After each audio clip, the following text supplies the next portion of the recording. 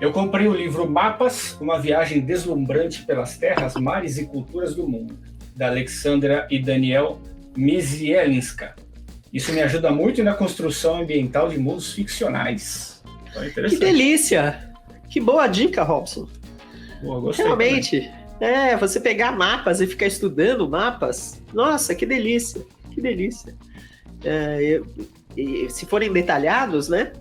Perfeito. Se tiverem relevo, né? Onde tem lago, onde tem estrada, onde tem não sei o quê, putz, perfeito. Exatamente, você pode até pegar um pedaço do mapa, mudar os nomes e fazer como se fosse o seu reino, a sua cidade, né? Perfeito. Muito bom. E a Simone Pessoa levantou um questionamento aqui. Polêmico! Acho questionável é criticar o sucesso como Harry Potter, que revolucionou a leitura de jovens no mundo todo. Nesse caso, me parece engenheiros de obra pronta. Simone, tem um aspecto... Você tem razão, né? Quando algo faz muito sucesso, sempre vem alguém achar defeito, reclamar, achar isso, achar aquilo, né? Esse é o esporte predileto do brasileiro, né? Não é só do brasileiro, é mundo afora, né? É falar, eu acho isso errado. Então você tem razão, tem vários engenheiros de obra pronta aí.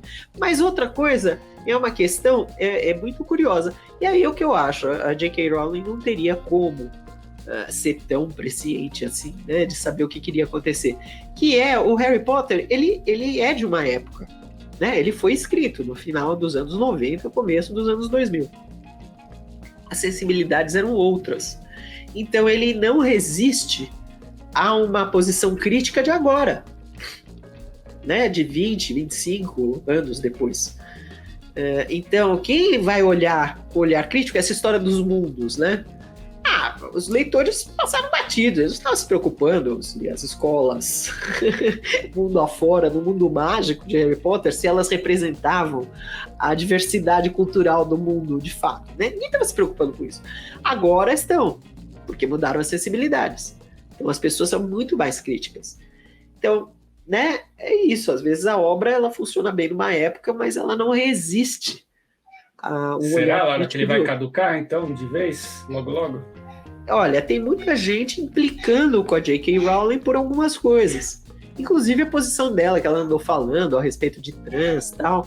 Aí ela caiu no desagrado de um monte de gente. Aí entrou no terreno da má vontade e qualquer coisa que ela fizer vai ter uma lupa. Exatamente. Então, você vê, de fato, eu acho. Tanto que ela recebeu uma homenagem por ter sido uma das autoras que mais contribuiu para aumentar a leitura entre as crianças no mundo.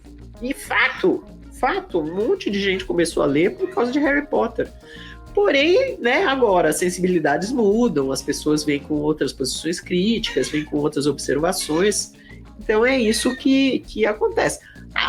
Né, não tem como evitar as coisas, né? Cada época é cada época. Né? Então, sobreviver a décadas, né, e a gerações é um feito para muito poucos autores. Né? Exatamente. E, na verdade, eu acho assim, muitos autores clássicos, se você for observar a vida deles, talvez você comece a, né, criticá-los bem mais. Né? Autores que são considerados maravilhosos, mas como esse autor tratava a mulher, né? Porque você vê, bilhões de livros já foram escritos na história humana, né? Bilhões. Quantos realmente sobreviveram ao teste do tempo? Passaram de 50 a 100 anos?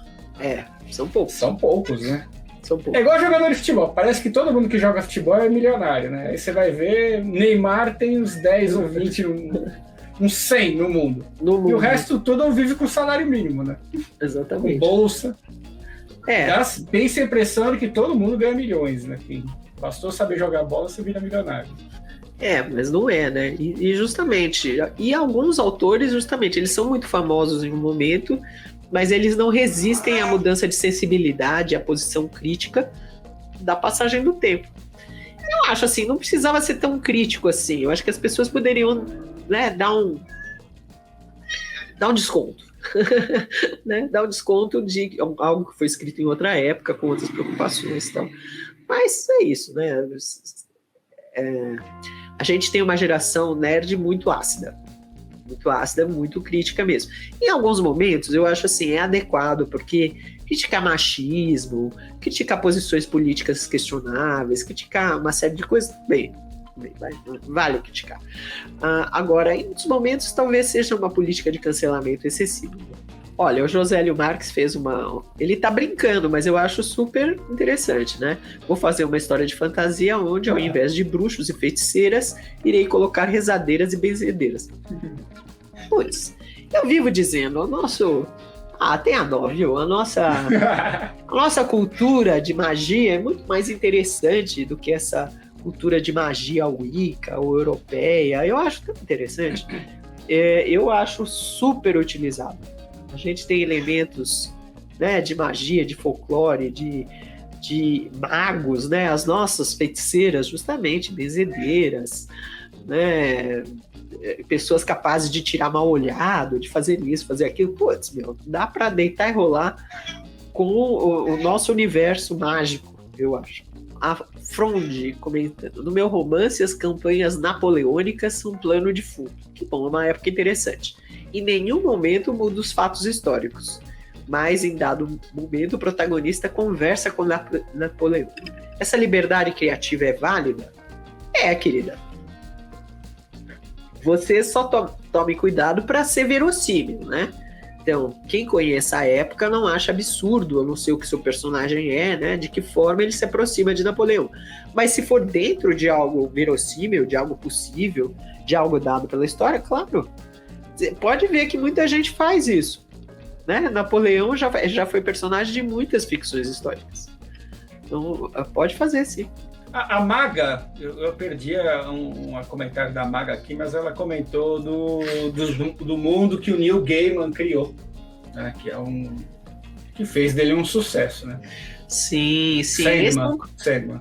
Esse é um cara muito bom para criar. E veja, ele faz uma coisa de criar uma fantasia que tem um elemento assim misterioso, né?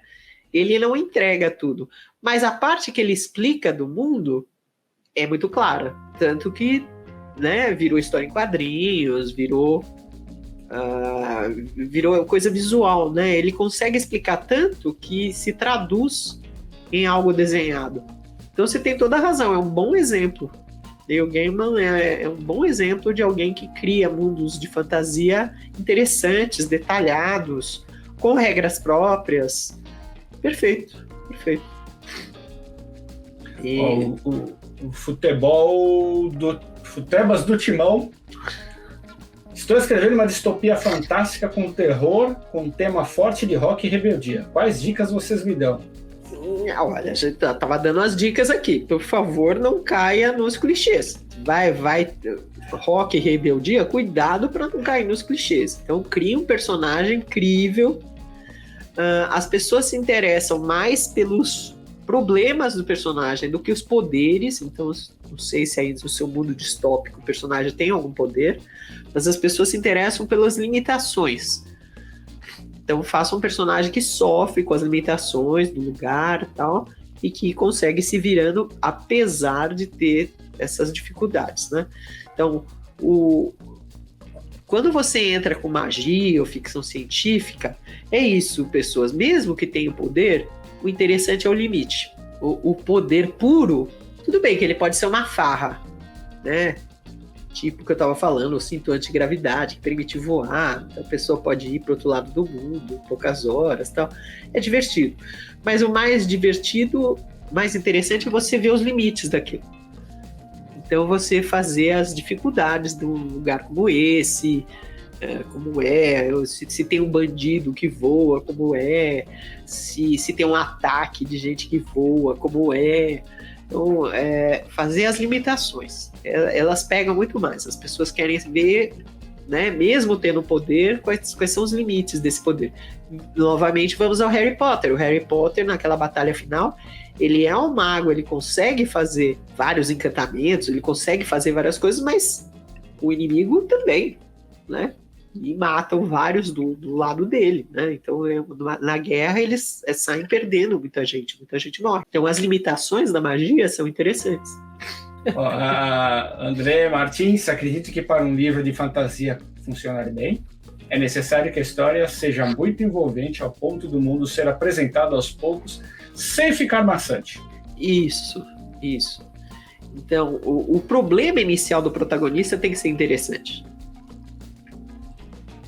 As histórias são movidas a conflito, então mesmo que o mundo seja todo diferente e tal, pô, mas é legal, quero saber, e esse protagonista aqui tá precisando do quê? Como assim? O que tá rolando aqui? Aí então, né, o protagonista reagindo nesse mundo diferente, mas o interessante é o problema do protagonista. Sim, tem razão. Acho melhor as descrições pulverizadas criando ganchos no enredo, para não entediar o leitor ao revelar o funcionamento do mundo fantástico todo de uma vez. Gilmar, tudo depende, né? Se o personagem tá agindo naquele mundo, então não tem problema a descrição. Não é uma descrição pura, você está mostrando, né? Então o personagem está viajando, ele está viajando de um jeito X, sei lá, de um navio que flutua no ar. Então você explicar que o navio flutua, como está no meio da ação, tudo bem. Agora você fazer blocos de descrição em que não tem nada acontecendo, aí sim é problema. Então aí você tem razão.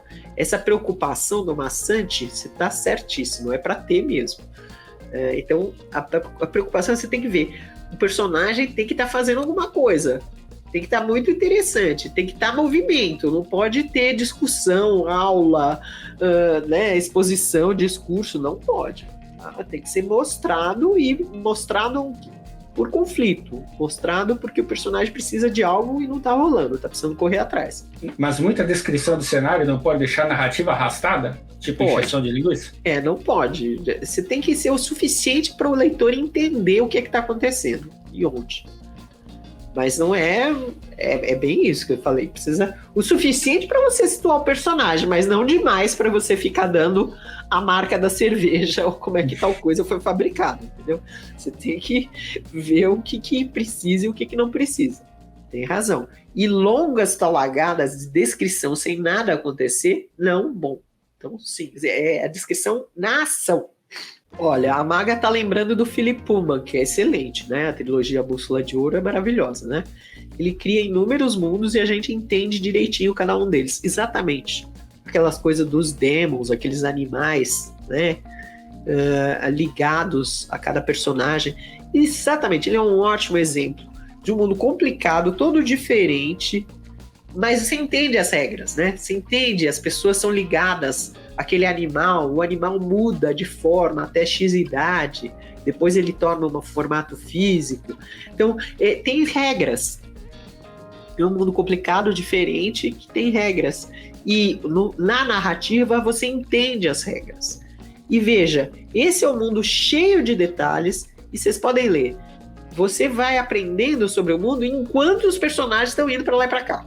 Então a menina está sendo tirada da escola e a gente não sabe se é o tio, se é o pai, a mãe subiu, largou, sei lá o quê. Quer dizer, tá rolando um conflito. A menina está sendo levada para lá e para cá, e você fica preocupada, ela vai ser abandonada, como assim, barará?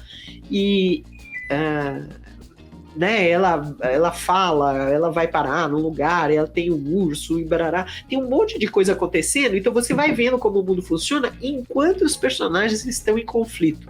Não tem discurso enorme sobre como uma X coisa funciona. É um bom exemplo, obrigada, Marco. Olá, eu sou a Laura Bacelar, eu presto vários serviços no mercado editorial.